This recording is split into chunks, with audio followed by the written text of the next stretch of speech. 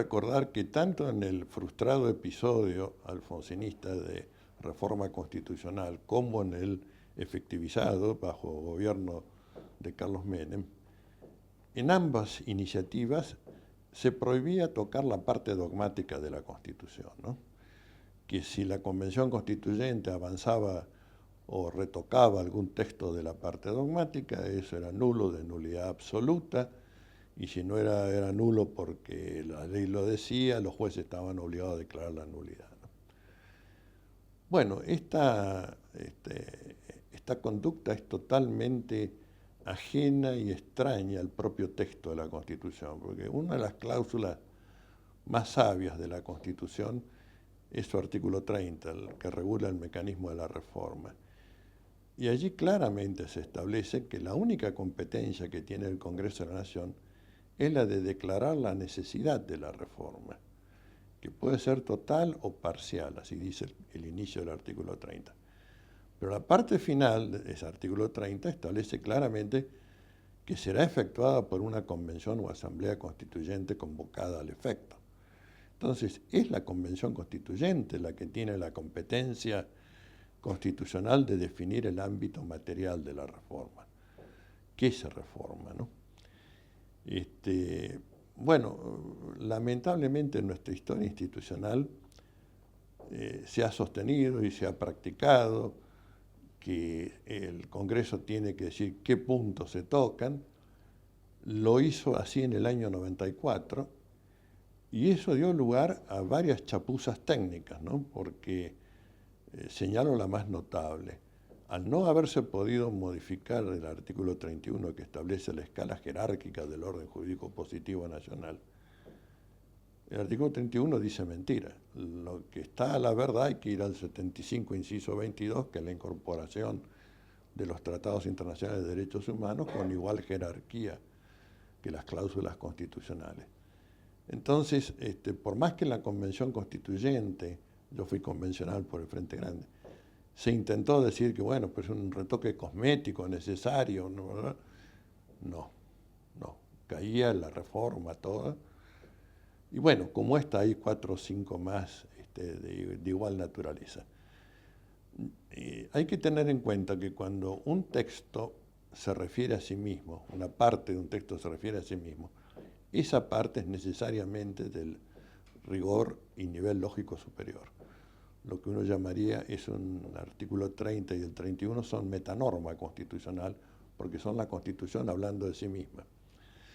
Este argumento de la metanorma constitucional lo empleamos con gran eficacia en 1970, cuando una dictadura militar intentó reformar la Constitución Nacional, tal vez pensando que el que toca algo grande hace algo grande, ¿no? Bueno, y se convocó a la abogacía argentina para discutir la necesidad y oportunidad de la reforma y los puntos de la reforma, y la resolución que se sacó, hubo escenas de pugilato, volaron sillas, no fue un congreso muy pacífico que digamos.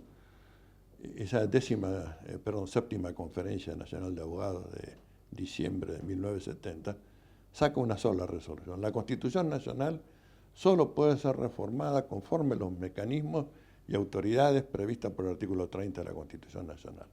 Ni siquiera se dejó que el miembro informante de la otra comisión puntos de la reforma leyera nada más el informe.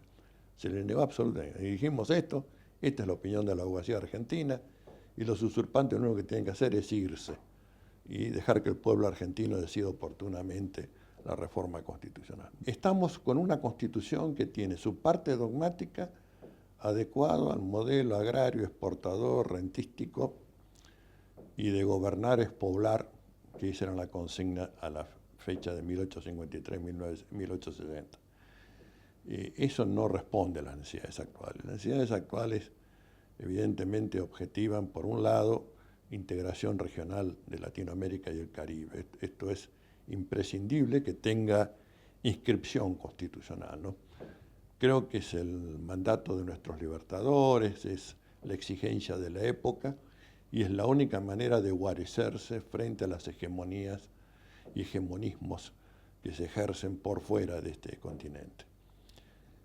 El otro aspecto que me parece importantísimo, vital, es la tutela de recursos y riquezas naturales. Afortunadamente, al incorporarse los tratados internacionales de Naciones Unidas de derechos civiles y políticos y de derechos económicos, sociales y culturales, que tienen un aspecto muy singular que no hay en ningún otro tratado.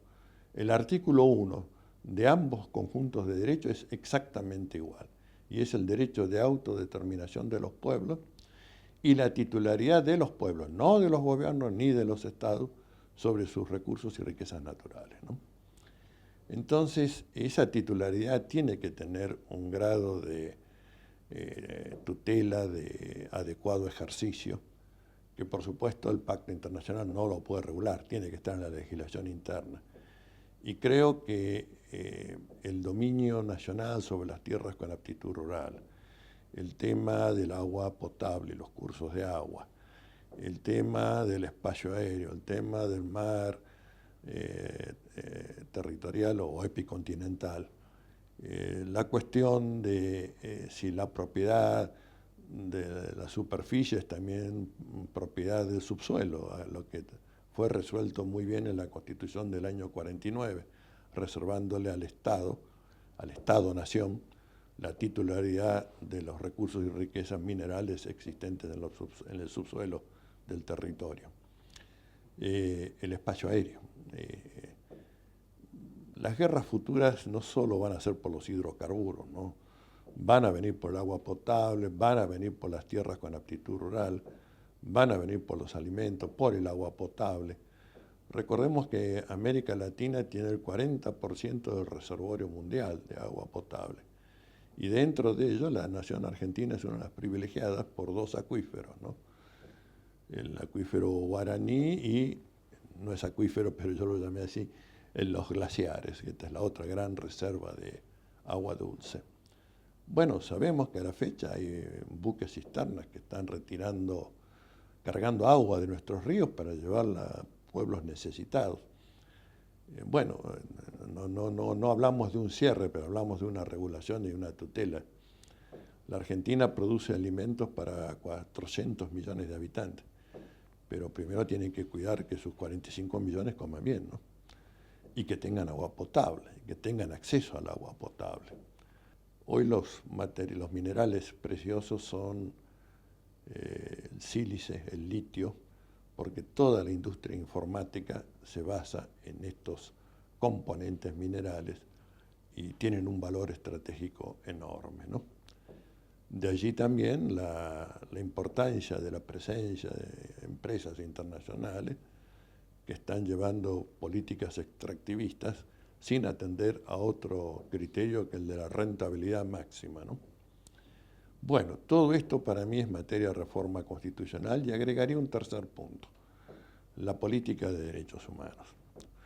Se puede poner una cláusula magnífica que diga acceso al agua potable para todos, que es correcto. Bueno, hay que hacer la obra de ingeniería social que se corresponde con esto. Esto es lo que necesitamos para, en este ejemplo, llevar adelante la política de derechos humanos en cuestión de agua potable. Bueno, discrepo por eso con la opinión del doctor Lorenzetti, que dijo que la Argentina está fenómeno en materia de derechos humanos porque las incorporaciones constitucionales. Hemos trabajado para que efectivamente hubiera esas incorporaciones constitucionales, pero eso no resuelve mágicamente el tema. La norma jurídica no debe ser un fetiche, ¿no? Que está en un mundo imaginario, somos titulares de eso, pero eso no permea la realidad, ¿no? Lo importante es que permee la realidad y por eso el acceso a esos derechos, que es una palabra que aparece con el constitucionalismo social, acceso, sea resuelto, ¿no? Por supuesto que en esa reforma constitucional también habrá que examinar la estructura del Poder Judicial de la Nación Argentina. Debemos recordar que nuestro Poder Judicial es tomado del modelo estadounidense, y si uno lee ese texto fundante del constitucionalismo norteamericano, que es el federalista, va a advertir que allí se dice con toda claridad que es un poder aristocrático, vitalicio, y que habrá de frenar posibles desvíos demagógicos y populistas de los otros poderes, ¿no? Bueno, esto solo basta para alertar sobre, en presencia de qué estamos, ¿no? Por eso digo, cuando se sacraliza la Constitución norteamericana, además yo creo que hay que poner paños fríos, ¿no? Recordemos que el otro instituto, el del colegio electoral, era para que los dos partidos del sistema se pelearan, pero si llegaba a aparecer un tercer partido por fuera ajeno al sistema, entonces se juntan en el colegio electoral y aplastan al tercero. Entonces no lo veamos con esa visión idealista que tenemos de la Constitución norteamericana como si fuera un reservorio de verdades evidentes e irrefutables. Tiene que ser examinado. Efectivamente tiene y ha tenido siempre una composición aristocrática. Se hablaba de la familia judicial y no es peyorativo, así como una especie de poder que se hereda entre familias que han compuesto generalmente e integrado los estamentos del Poder Judicial. Y yo creo que si decimos que el gobierno, como dice el artículo 1 de la Constitución, es representativo y republicano, no hay lugar para este tipo de poder aristocrático y contramayoritario. Tiene que haber de alguna manera un control del pueblo en la integración del Poder Judicial de la Nación. No para elegir por voto los jueces, pero sí para tener representación en el órgano que hace los procesos de concursos para nombrar jueces, ejerce la función disciplinaria, para que un ojo del pueblo esté puesto en la actuación, porque en general los que son operadores del derecho, por supuesto, les interesa una convivencia pacífica por razones profesionales, patrimoniales, muy entendibles, pero muy endebles también como para ser opuesta como criterio de mantenimiento de esta estructura. Los jueces tienen un poder enorme, que es ese poder difuso de declarar la inconstitucionalidad de las leyes, actos y resoluciones de los otros poderes que se pudieran entender que están en contradicción con la Constitución Nacional. Esto está en una de las primeras leyes de la Organización Jurídica Argentina, la Ley 27. Jamás, pero jamás se invocó el artículo 3 de la Ley 27, que es el que acabo de referenciar, cuando eran avasallados los derechos a la vida, a la integridad del ser humano, a la libertad, etc. Ningún juez se le ocurrió que tenía la facultad de controlar la constitucionalidad de las disposiciones normativas y de los actos de aplicación de ellas. Ahora que estamos en democracia, que estamos con ejercicio en plenitud de los poderes elegidos por el pueblo, ahora se ejerce a rajatabla el control de constitucionalidad, y me parece un acto de cobardía institucional, porque en general son los mismos jueces, ¿no? Son los mismos jueces. A veces ilustro esto para que no parezca que es una visión meramente política actual, con un episodio del inicio de la transición democrática, bajo el gobierno de Alfonsín. Alfonsín dispone por 180 días la suspensión de devolución de los depósitos en moneda extranjera para atender a una emergencia de la deuda externa, ¿no? No voy a cuestionar que técnicamente lo que hizo fue una barrabasada jurídica, porque era intervenir en los contratos privados, bancarios, bueno, no tenía, pero en todo caso era un rasguño nomás. En uno de los fallos que se dictó a propósito de esto, y vuelvo a decir que técnicamente está bien que anularan eso por inconstitucional, se dijo que si se afectaba la propiedad privada, la democracia era desmedrada y puramente nominal. Entonces, hecho la puta madre que los parió, cuando se llevaban a los seres humanos, cuando se afectaba la vida, cuando se afectaba la libertad, cuando se afectaba la integridad física y psíquica del ser humano, nunca dijo nadie, ningún juez, que la democracia se vuelve desmedrada y puramente nominal. Ahora, bastó ese rasguño de impericia del gobierno alfonsinista para que entonces sí, maten al que quieran, roben lo que quieran, pero por favor, los depósitos, la propiedad privada, no me la toquen porque entonces desmedrada y nominal. Realmente me parece atroz, ¿no?, que uno tenga que exhibir estas contradicciones en la potestad de declarar la inconstitucionalidad de las leyes. Y esto se agrava en la actual circunstancia, y ya ahora sí me traslado al momento institucional actual, cuando los jueces se han convertido en legisladores en última instancia. Y diría a través de 4 mecanismos. El primer mecanismo, que sería en todo caso el más transparente, es este de declarar la inconstitucionalidad de una ley. Bueno, el juez sabe que asume un riesgo al declarar esa inconstitucionalidad, puede ser revisto. Recordemos que en el caso Thomas, ley de medios, amparo, la Corte anuló el fallo y dijo que es un disparate eso de porque era convertirse en legislador y suplantar la voluntad y la representación popular. Estuvo perfecto, pero fue excepcional, ¿no? El segundo mecanismo es aplicar una medida cautelar suspensiva.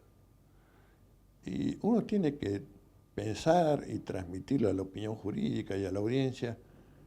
Si se trata de un amparo en el que se cuestiona una ley, es una cuestión lo que llamamos de puro derecho, ¿sí?, que no requiere ninguna investigación, ningún documento, ningún informe pericial. ¿Cuánto tiempo necesita un tribunal, juez o tribunal de grado, para darse cuenta de que una norma es inconstitucional? ¿Por qué en lugar de dictar medidas cautelares suspensivas de 6 meses, prorrogables por otros 6 meses, no va al fondo de la cuestión, que se tome 10 días, que ya es una barbaridad, para decir es constitucional o no es constitucional? Y asuma, por supuesto, la responsabilidad política e institucional de esa declaración. Entonces, la segunda forma perversa, es esto de no digo si es inconstitucional, digo que me parece inconstitucional, que es verosímil el reproche de inconstitucionalidad, y suspendo la aplicación. Y bueno, que la cosa se encarajine por el tiempo que se encarajina. La tercera forma, bastante perversa de esto, es decir, mediante acordadas de superintendencia de la Corte, qué se aplica y qué no se aplica de una ley. Recordemos que los jueces no pagan el impuesto a las ganancias igual que todos los ciudadanos. No pagan el impuesto a la ganancia porque por una acordada de una Corte Suprema anterior, por cierto, a la actual, se dijo que no se le aplicaba la ley de impuesto a las ganancias. Las acordadas de superintendencia son para eso, cuestiones de superintendencia, ¿sí? Los edificios, el equipamiento, si me permiten la grosería, para saber qué papel higiénico hay que comprar, si hay que comprarlo o no, o papelería en general. Pero no para declarar la inaplicabilidad de una ley. Además, la palabra inaplicable no existe en nuestro ordenamiento jurídico. Es una palabra semánticamente extraconstitucional. Decir inaplicable es una forma solapada de decir es inconstitucional, pero sin debate, sin proceso, sin contradictorio. La Corte lo declara por vía de superintendencia. Y luego aparece la cuarta novedad en esta forma de ejercicio subrepticio de la declaración de inconstitucionalidad, que es decir, no declaro la inconstitucionalidad, declaro la nulidad de la ley. Por ejemplo, de la ley de subrogancia. ¿Y qué es la nulidad? Sino la forma genérica, siendo la inconstitucionalidad una de las formas de la nulidad. Decir nulidad e inconstitucionalidad es un pleonasmo, es una superposición. Entonces dicen, no decimos inconstitucional, decimos que es nula. Igual no se aplica, el efecto es el mismo, pero sorteamos el tema de no hubo contradictorio, no hubo debate, no fue oído el Ministerio Público. Bueno, creo que con todo esto se ha hecho una gran ensalada, una especie de laberinto, ¿no? Un integrante de la Cámara de Casación Penal querella a la presidenta actual de la Cámara y a uno de los camaristas en que ha sido designado por subrogancia, diciendo que se han alzado contra una decisión judicial. Y la decisión judicial es una ensalada impotable además, porque esa decisión, en lugar de combinar al juez a que se pronuncie sobre la constitucionalidad o inconstitucionalidad reprochada, para lo cual, repito, 10 días le tienen que sobrar, en lugar de eso, preventivamente suspende la ley de subrogancia, no repone al que hizo el reclamo, que fue el doctor Cabral, pero sí le dicen que hay que sacar al que fue designado por esta norma sospechada, verosímilmente, de inconstitucional. Y además se le está diciendo a un tribunal que jerárquicamente es superior y de otro fuero. Es todo un disparate, todo un disparate, ¿no? Yo creo que si uno le diera a los alumnos de la carrera de abogacía, y yo llevo más de 50 años de docencia, para que hicieran algo más grosero que esto, no podrían vencerlo, ¿no? Serían invencibles en la grosería inconstitucional. Entonces, esto de que el Poder Judicial se haya convertido en legislador en última instancia, que cometan estas barrabasadas jurídicas que no soportan el mínimo control de racionalidad del discurso jurídico y de las prácticas jurisdiccionales. No debería existir así en un sistema republicano, me refiero al judicial. Tendría que tener los mandatos periodizados, digamos un periodo más considerable de tiempo, 10 años, pero renovarlo en concursos de antecedentes y oposición, ¿no? Porque si no, no hay manera de controlar la calidad de la administración de justicia. Yo creo que es muy equiparable a la función académica. En la función académica, cada 7 años hay que revalidar frente a otros oponentes, bueno, el cargo académico que se tiene. Y esto es saludable, ¿no? Es saludable porque exige una actualización permanente, una ampliación de producidos, etcétera, que es, vuelvo a decir, saludable. Bueno, el Poder Legislativo puede ser reelecto cualquiera indefinidamente. ¿Dónde está el texto sacral que diga que el Poder Ejecutivo no puede ser renovado mediante expresión de la voluntad popular y con periodicidad establecida en el texto constitucional? No lo hay, no lo hay. Es la ideología jurídica, la misma ideología que hablaba de las cuestiones políticas no justiciables y que después ha convertido en que todo es justiciable, pero ya avanzando en cualquier desorden. No existe ese texto. Yo creo que quien ha tratado con mayor seriedad y profundidad el tema de los populismos en Latinoamérica, me refiero a Néstor Laclau,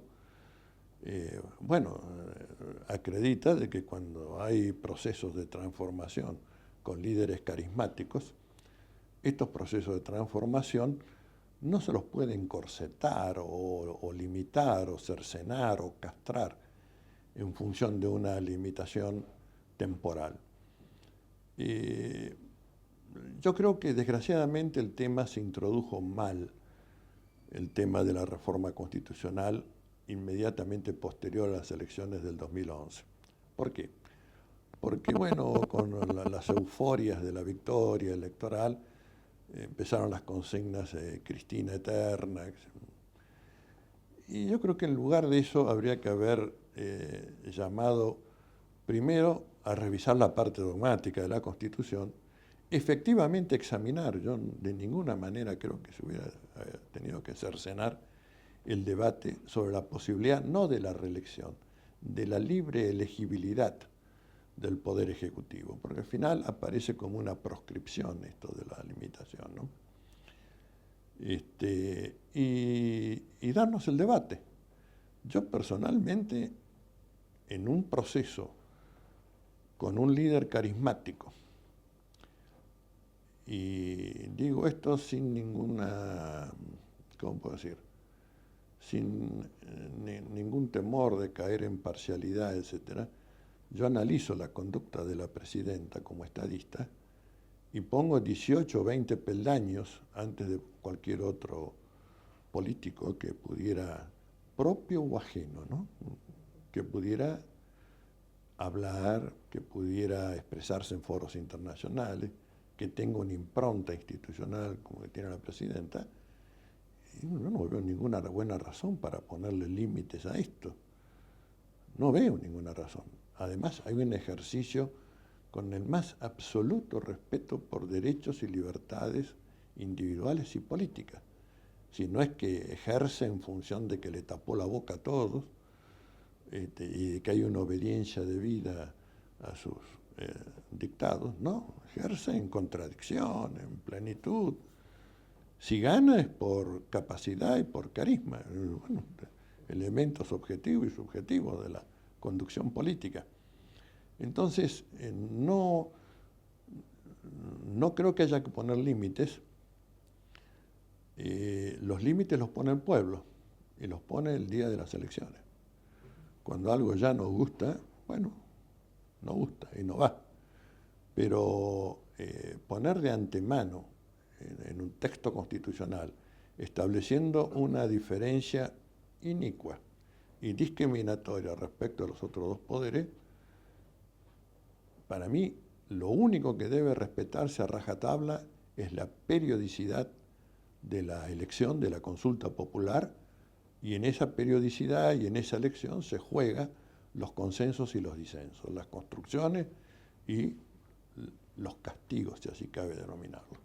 Cuando el presidente Menem decide la incursión, el acto de agresión en el Golfo Pérsico, sumándose a algo que era cuestionablemente contrario a la Carta de la ONU, y además sin cumplir con la Constitución, porque no es que se hubiera autorizado la salida de fuerzas armadas de nuestro territorio por acto y resolución del Congreso, sino que fue el Poder Ejecutivo que la mandó. Entonces promueve un amparo, y en ese amparo sostenía que además de la ilicitud de obrar, el aspecto formal, me parecía que nos estábamos comprando la posibilidad de una represalia. Y utilicé textualmente, no iba a ser un bloqueo en el Río de la Plata. Lo más previsible es que la represalia fuera un atentado terrorista, ¿no? Bueno, el juez dio curso al amparo fundamentalmente por el aspecto formal, ¿no? Y efectivamente el presidente mandó al Congreso tardíamente, cuando las tropas ya estaban, la flota estaba en el Golfo, a que sacara la ley ratificando su obrar, ¿no? Pero rechazó el amparo después diciendo que yo estaba hablando en nombre de intereses y no de derechos subjetivos que son los que se custodian en la justicia. No me pidan a mí que le dé una racionalidad a eso porque no la tiene, ¿no? Lo que sí, cuando ocurrió lo que ocurrió poco después, la voladura primero de la embajada, con el número de muertes, de heridos y de destrozo material, le presenté un escrito al juez diciéndole, estos son lo que usted llamó los intereses simples. Bueno, para mí eran derechos fundamentales, porque la vida, la integridad del ser humano, para mí es fundamental. Pero bueno, todo fue extraño en este primer caso porque el Estado de Israel no se convierte en querellante, una de las particularidades de la causa. Es de competencia originaria de la Corte. La Corte delega en su secretario penal, que en ese momento era el doctor Bisordi, ya de triste fama en aquel entonces, y Bisordi les vende el libreto de que fue una implosión interna, ¿no? Y la Corte creo que lo compró.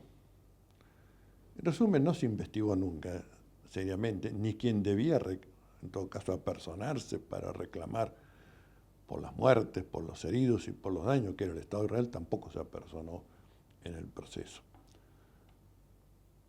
Si algo faltara para ser terrorífica la falta de jurisdicción idónea en este caso, y aclaro que la jurisdicción idónea es lo que dicen los pactos internacionales de derechos humanos, sale el presidente actual de la Corte Suprema respondiendo a la Presidenta de la Nación a decir que ahí ya hubo cosas juzgadas y que por lo tanto la Corte no puede hacer ya nada. La cosa juzgada, en ese caso, estoy hablando de la embajada, todavía no llegué a la sede de la AMIA, la cosa juzgada era el auto de sobreseimiento de una persona con notable discapacidad mental, y lo digo con conocimiento de causa porque la tuve en el estudio que fue a la Liga Argentina por Hecho del Hombre, me la mandaron para que hablara ella conmigo, una iraní en que el chulo la denunció en situación de calle y de prostitución, una pobre mujer explotada. la denunciaron como el nexo local, ¿no?, a la iraní. Claro, era iraní, encajaba bien en el libreto. En aquel momento Irán era el enemigo público número uno. Y por supuesto, después que le tomaron declaración, se dieron cuenta que lo que podían hacer era darle una internación, asistencia, etcétera, etcétera. Y ese auto de trámite fue consentido por todas las partes, porque ¿quién iba a inculpar a esa mujer? A eso se lo llamó cosa juzgada. Bueno, eso es faltarle el respeto a la ciudadanía, a los poderes públicos. Realmente fue una de esas cosas inexplicables. Bueno, finalmente en un comunicado solapado de la página SIG se dejó aclarado de que la causa estaba abierta y que como delito de lesa humanidad estaba ahí, bueno, a la espera de mejor fortuna. Entonces, un fracaso jurisdiccional. Primer atentado terrorista en el Estado de Derecho, fracaso jurisdiccional. Viene el segundo atentado, la voladura de la sede de la AMIA. Tremendo episodio. Yo en ese momento estaba funcionando la Convención Constituyente, yo estaba de convencional. Me pidieron en el Frente Grande que redactara un proyecto de declaración. Yo lo califiqué de atentado terrorista genocida, porque estaban todos los elementos de la Convención de Genocidio. Y yo soy de los que piensa que las convenciones están para ser aplicadas, no para tenerlas como vidriera institucional. Lamentablemente la resolución que sacó la Convención fue atentado terrorista. Nada más, ¿no? Perdón, atentado a secas. Primero le sacaron lo de genocida, después le sacaron lo de terrorista y quedó atentado. Una convención constituyente. Ya ahí recibió el primer sopapo ya en el tema, ¿no?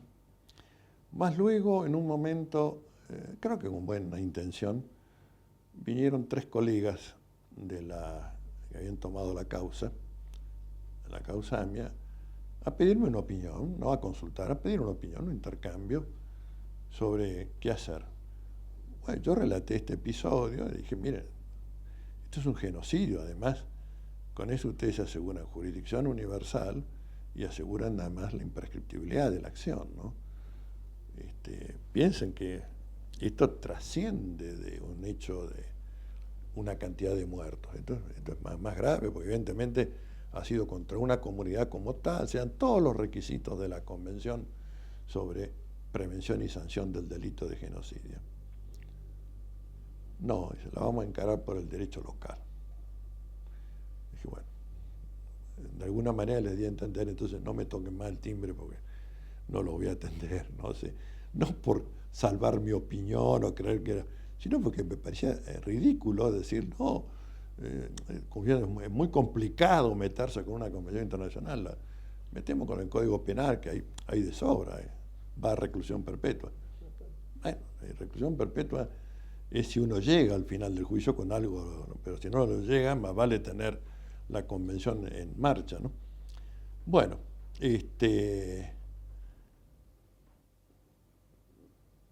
luego la construcción de la pista falsa. Aquí yo tendría que decir que en una investigación judicial penal se empieza desde lo más inmediato, ¿no? Es decir, el juez no tiene que empezar con teorías, tiene que empezar con, llegó un explosivo, ¿qué explosivo? ¿Quién lo trajo?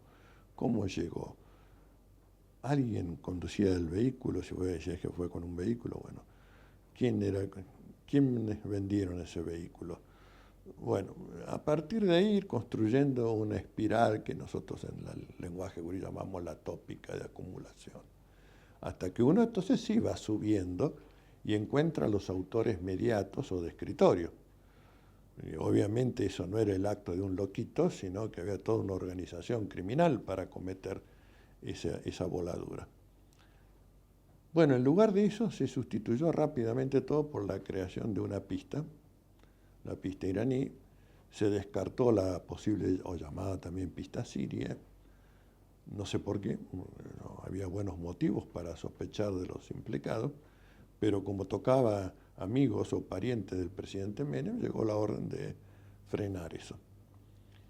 Y se cometió un acto de inmundicia jurisdiccional, ¿no? Que fue a un delincuente, contratarlo, pagarlo para que hiciera un relato falso, etcétera, con los resultados que están a la vista. Si no se investigó nada, investigar después de haber transcurrido más de 20 años es muy dificultoso porque se han perdido muchas de las pruebas materiales.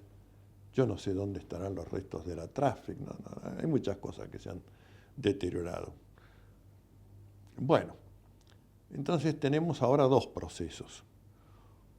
Uno, el del fondo de la cuestión, el del atentado en sí, terrorista genocida, vuelvo a decir, que está a foja cero y que es otro fracaso jurisdiccional comparable al de la Corte con la voladura de la Embajada de Israel. Y un juicio importante, pero de todas maneras secundario, como es la responsabilización de los que cometieron encubrimiento y tal vez yo lo considero así, estafa procesal, ¿no? Pues una estafa. Bueno, ya empiezan las desigualdades, las iniquidades en el procedimiento. ¿Cuáles son? Y son que el expresidente no viene a declarar o pretende ampararse en la injusticiabilidad del poder, ¿no? Cuando dice no estoy, o si hablo se derrumba el Estado. Estas son formas lingüísticas de hablar de la injusticiabilidad del poder. Menem yo creo que fue el prototipo argentino de la injusticiabilidad del poder, ¿no? Es de que yo digo, yo decido, yo estoy por encima de las leyes, yo soy el contacto directo entre Dios y la Argentina. Bueno, una visión megalómana que, por cierto, no se corresponde con las características del personaje, ¿no? Recuerden su discurso inaugural, nomás cuando asume como presidente. Argentina, levántate y anda, Argentina, levántate y anda. Bueno, ya ahí la visión megalómana estaba desatada en pleno y esa especie de trascendentalidad del poder, ¿no? Calígula. Bueno, yo creo que el tribunal no puede admitir esto. Creo que el tribunal tiene que hacerlo comparecer por la fuerza pública y si no quiere declarar, que no declare, pero tiene que estar con el culo puesto allí, ¿no? Bueno, lo mismo o en menor medida Anzorregui, etcétera, son los artífices principales de este entuerto. Y por supuesto el juez Galeano, que sí está a base, sí está derecho. Es muy difícil hacer una apuesta sobre que puede dar o no este procedimiento. Si hay una catarsis que lleva a que los autores del encubrimiento, guión, estafa procesal, se sientan dispuestos a manifestar algo. Si las declaraciones de los segundos en la línea jerárquica, me refiero a los secretarios, prosecretarios, juego de Galeano, pueden forzar a ese avance, enhorabuena que así sea. Recordemos que precisamente es un prosecretario el que puso en claro cómo se hizo la trapisonada para armar la pista iraní y cómo se desmanteló la investigación en la pista siria, ¿no? Bueno, todo esto espero que pueda el proceso judiciario ser una suerte de catarsis, que saque a luz algo, pero se ha perdido mucho tiempo, ¿no?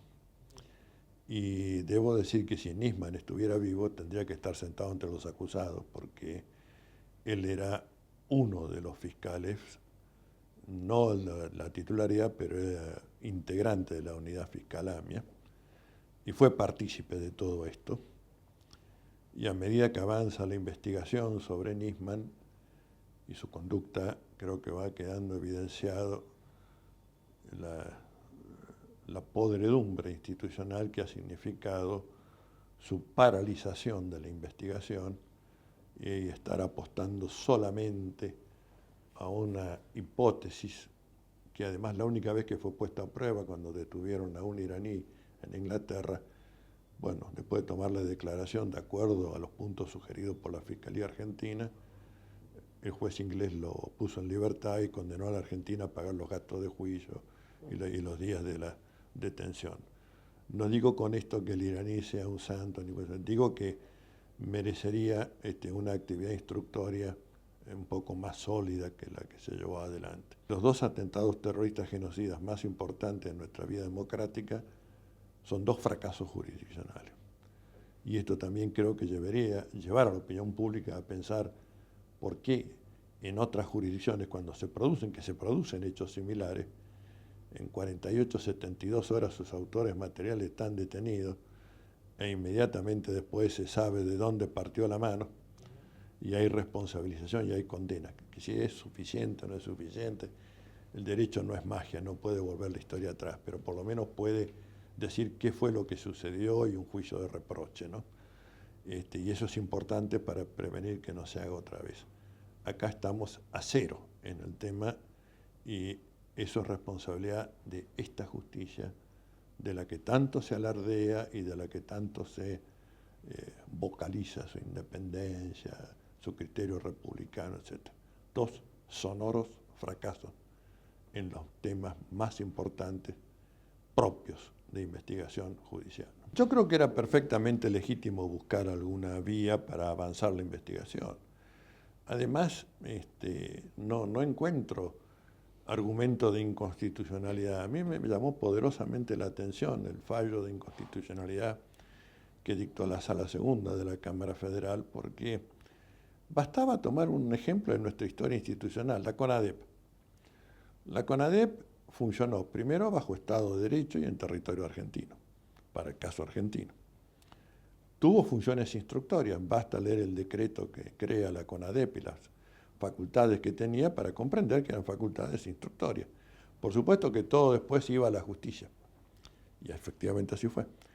Pero a nadie se le ocurrió que era inconstitucional que estando ya en funcionamiento el Poder Judicial del Estado de Derecho, la creación de la CONADEP fue un acto contrario a la Constitución. Ahora, en que no tenemos, porque es extraterritorial, que evidentemente ha habido un fracaso en la jurisdicción local, que no se ha logrado nada en la investigación. Si hay algo que puede aportar, que lo peor que podría pasar es que no aportara nada y todo siguiera como está, pero por lo menos se habría intentado algo, que entonces salgan a decir que se usurpan funciones jurisdiccionales. ¿Qué función jurisdiccional si está en cero la investigación? ¿Qué es lo que se usurpa? Me parece absolutamente insostenible. Yo creo que el memorándum, más allá de que Irán no lo ha ratificado y que esto es harina de otro costal, porque entonces uno dirá, bueno, Irán quedará responsabilizado ante la opinión pública internacional como alguien que, habiendo inicialmente acordado, cuando llegó la hora de aprobar esto en la forma que exigía el memorándum de entendimiento, así por ambos parlamentos, bueno, rehusó hacerlo. Queda como responsable. Ya es un logro, ya era un logro. Pero así, como está esto, tenemos nuestro dictamen pendiente con la situación del Consejo de la Magistratura y del Poder Judicial que todos conocemos. La Corte no se puede pronunciar hasta tanto no lo haya hecho la Cámara de Casación Penal. La Cámara de Casación Penal no se integra con ya los concursos se hicieron, las ternas estarían preparadas, pero no se puede elevar porque no hay consenso, entonces bueno, tampoco sale eso. Los subrogantes son declarados inconstitucional, qué sé yo, ya, que venga Mandrake uno tendría que decir, ¿no? Porque ya no hay fórmula institucional. Entonces, bueno, me parece que debió haber tenido un tratamiento más racional el tema del memorándum de entendimiento y pensar en nuestra propia historia institucional. Fíjense que toda la sentencia de inconstitucionalidad no se menciona el precedente de la CONADEP, ¿no? Se hace una larga historia de atribuciones, qué sé yo. La CONADEP no se menciona. Bueno, lo más inmediato, lo más parecido, etcétera, no se toma, y en condiciones que en todo caso harían mucho más criticable la CONADEP que el memorándum de entendimiento con Irán. Hay una irracionalidad en todo esto que solamente se explica desde posturas político-ideológicas y no desde la racionalidad que uno desearía en el discurso jurídico, ¿no?